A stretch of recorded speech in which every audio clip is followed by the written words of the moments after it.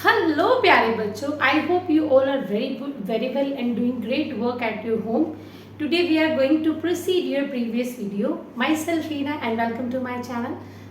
So आज हम अपनी पहले जो वीडियो हुई थी उसके एंडिंग से स्टार्टिंग करते हैं क्योंकि हम उसमें कुछ न्यूमेरिकल कर रहे थे, थोड़े बहुत पेंडिंग रह गए थे. Let's continue them. एक न्यूमेरिकल मैंने जो पिक किया है, मैंने आपको टाइप 2 क्वेश्चंस करा रही थी. टाइप 2 में आपने कुछ अरेंजमेंट्स पढ़ी थी, कॉम्प्लिकेटेड अरेंजमेंट्स को सॉल्व किया था. उन्हीं से एक रिलेटेड टाइप 3 है जिसमें हम ओम्स लॉ को यूज करते हैं. डायरेक्ट क्वेश्चन पूछा जा सकता है. आपकी 12 वोल्ट की बैटरी है जिसको आपने एक सर्किट के अंदर जोड़ा हुआ है. ठीक है, एक अननोन रेजिस्टर वहां पर कनेक्टेड है. फॉर एग्जांपल मैं let's make a diagram of it. एक 12 वोल्ट की आपकी बैटरी लगी हुई है. ठीक है, साथ में आपने एक रजिस्टर, अननोन रजिस्टर ऐड कर दिया. ठीक है, इस तरह से कुछ डायग्राम है. इसमें और भी चीजें हो सकते हैं, मीटर वगैरह और ये सब कनेक्टेड है. सिर्फ मैं मेजर कंपोनेंट डिस्कस कर रही हूँ जिसमें आपने 12 वोल्ट की बैटरी कनेक्टेड की गई है. आपका एक अननोन रजिस्टर है जिसकी वैल्यू आपको नहीं पता, आपको वो फाइंड आउट करनी है. एक करंट फ्लो कर रहा है दैट इज 2.5 मिली एम्पियर का. ठीक है, सो सॉल्यूशन करते हैं. करंट कितना दे रखा है? 2.5 milli ampere. Remember that it's मिली.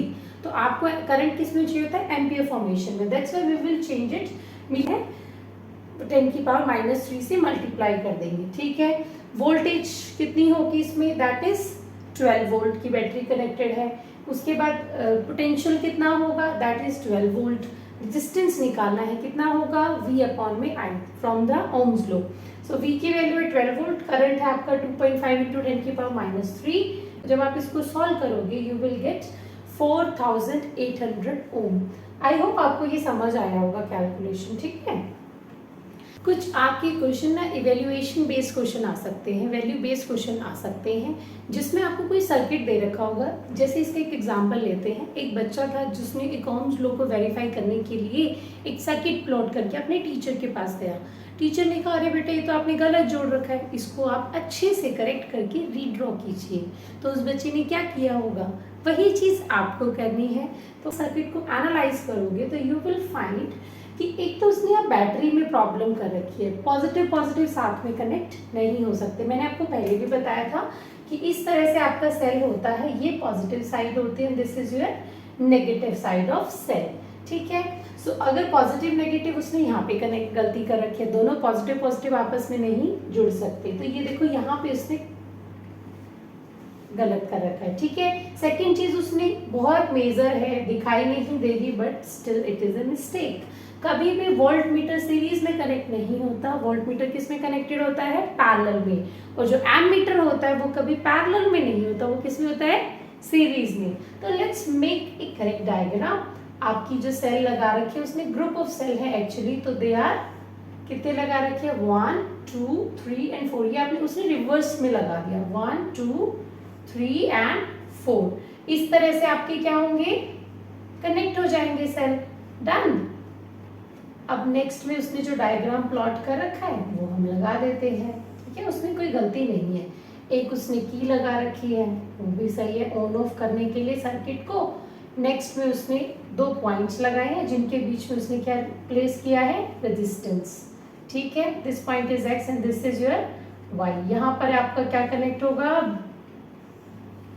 क्या होगा बच्चों? एमीटर. ठीक है, क्योंकि एमीटर ही सीरीज में कनेक्ट होता है, नेगेटिव पॉजिटिव साइड.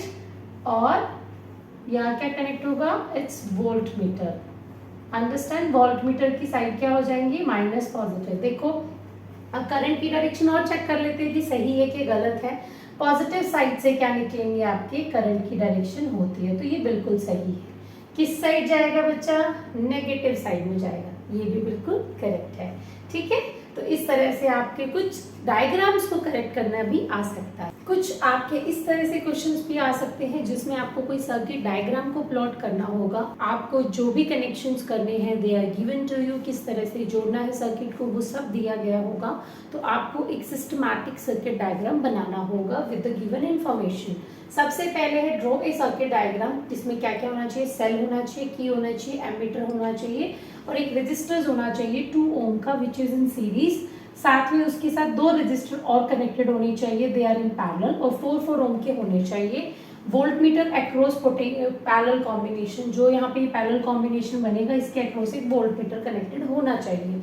अब उसने कंडीशन दी है, अब उसने आपसे क्वेश्चन पूछा है कि जब आप ये डायग्राम बना लोगे उसके बाद में आपको बताना है will the potential difference across 2 ohm resistor, जो इस 2 ओम रजिस्टर में जितना पोटेंशियल डिफरेंस क्रिएट होगा it should be same as the across the potential difference generated in the 4 ohm registers.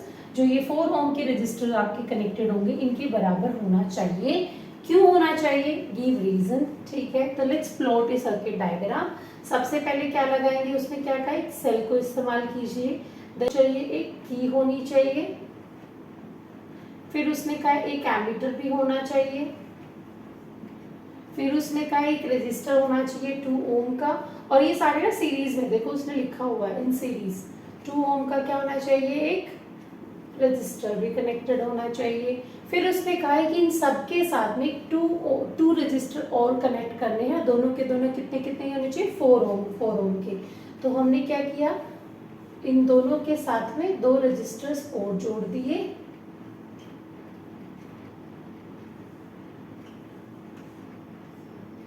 ठीक है। इस तरीके से हमने 2 रजिस्टर और जोड़ दिए, कितने कितने के होने चाहिए, 4 ओम के ईच। और इस पैरेलल कॉम्बिनेशन के साथ क्या जोड़ना है, हमें एक वोल्ट मीटर भी कनेक्ट करना है। ये हमने एक वोल्ट मीटर और कनेक्ट कर दिया, ठीक है। आसान है डायग्राम, बस इतना बनाना था आपको। आप वैल्यूज रख देते हैं, ठीक है, यहाँ पे minus, this is your plus, ठीक है। तो इस तरह से आपका क्या होगा, सर्किट पूरा हो जाएगा। समझ आ गया, क्लोज होना चाहिए, कहीं से ओपन नहीं होना चाहिए। अब आपको बताना है पोटेंशियल डिफरेंस क्या, जो 2 ओम में है, इसका तो आपको पोटेंशियल डिफरेंस पता है, दैट इज 2 ओम। क्या इसका भी पोटेंशियल डिफरेंस 2 ओम आ रहा है, लेट्स फाइंड आउट। किसमें कनेक्टेड है, सीरीज पैरेलल में। पैरेलल में क्या होता है, 1/R1 plus 1/R2 is equals to 1/RP, ठीक है। कितना होगा, 2/4 कट करेंगे तो कितना, 1/2। ये किसके बराबर है, 1/RP के। What is RP, that is equals to 2 ohm. So इसमें भी कितना आ रहा है रेजिस्टेंस, 2 ओम आ रहा है, और इधर भी कितना है, 2 ओम है, बोथ आर सेम, ठीक है। उसने क्वेश्चन पूछा था होगा कि नहीं, हो रहा है हमारा। क्यों हो रहा है, क्योंकि ये दोनों किसमें, पैरेलल कॉम्बिनेशन। सो इस फॉर्मूले से आप क्या करोगे, जो पैरेलल कॉम्बिनेशन का इक्विवेलेंट रेजिस्टेंस है, नेट रेजिस्टेंस है, वो भी फाइंड आउट कर लोगे। 1/R1 प्लस 1/R2 से जब आप वैल्यू फाइंड आउट करोगे तो 1/RP इज इक्वल्स टू 1/2। जब आप उसको रेसिप्रोकल करके RP की वैल्यू फाइंड आउट करोगे, दैट इज 2 ओम। करेक्ट है, समझ आया आपको। तो दोनों में रेजिस्टेंस क्या आ रहा है, हमारा सेम आ रहा है। Next move to another important question, जो कि आपके बोर्ड के पॉइंट ऑफ व्यू से जिस टाइप के क्वेश्चंस आते हैं, अभी फिलहाल हम वो आपको करा रहे हैं, ताकि आपको क्वेश्चंस का पता चल जाए कि किस तरह के क्वेश्चंस आ सकते हैं पेपर में। कुछ आपके इस तरह से एनालिटिकल क्वेश्चंस भी आ सकते हैं, जिसमें आपको ये बताना होगा हाउ मेनी 176 ओम रेजिस्टर्स, आपको किसी भी अननोन वैल्यू को फाइंड आउट करना होगा। अब आपसे पूछा है कि कितने ऐसे रेजिस्टर्स जोड़े जाए, 176 ओम के रेजिस्टर्स जोड़े जाएं, कि वो भी पैरेलल कॉम्बिनेशन में, जिसमें आपकी 5 एम्पीयर के सर्किट में करंट फ्लो करेगी और 220 वोल्टेज की लाइन है, ठीक है। सो कैसे होगा ये क्वेश्चन, समझ आया आपको। मतलब आपकी ना 176 इस तरह से काफी सारे कनेक्शंस हैं पैरेलल के अंदर जोड़े हुए हैं, और आपकी जो करंट है दैट इज 5 एम्पीयर, और जो आपकी वोल्टेज जुड़ी हुई है दैट इज ऑफ 220 वोल्ट। इस तरह से क्वेश्चन दे रखा है आपको, ठीक है। तो आपसे पूछे कितने रेजिस्टेंस हमें जोड़ने पड़ेंगे, ठीक है, to make this circuit working.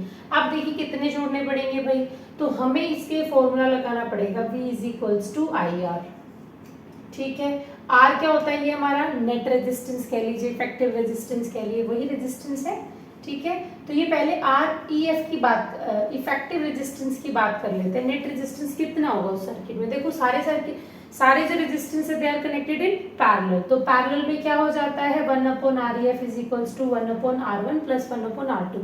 अब इसमें सारे रेजिस्टेंस क्या सेम वैल्यू के 176 के हैं, तो सारे क्या हो जाएंगे, R हो जाएंगे, सब सेम हो जाएंगे, ठीक है।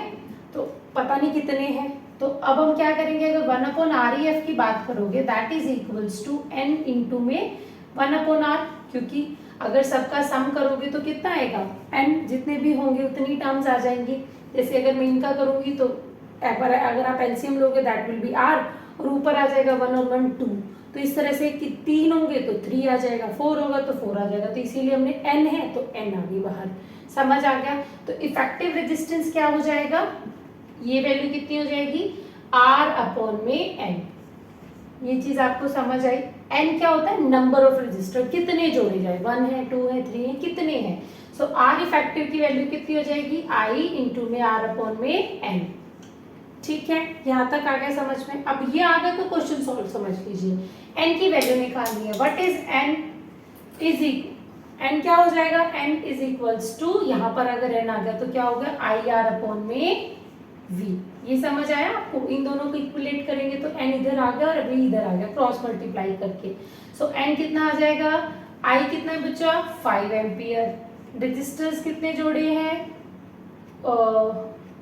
170। रेजिस्टर्स कितने हैं, 176 वैल्यू के। वोल्टेज कितनी जा रही है, 220 वोल्ट। ठीक है, जब आप इसको काटोगे तो कितने पे जाएगा, 44 पे, और 44 जब इससे कटेगा तो कितने पे कटेगा, 4 के ऊपर। तो n की वैल्यू कितनी आ जाएगी, 4। मतलब कितने रजिस्टर जोड़े जाए हमारे 176 ओम के, 4 रजिस्टर जोड़ोगे तब जाके हमारे 5 एम्पियर की करंट फ्लो करेगी।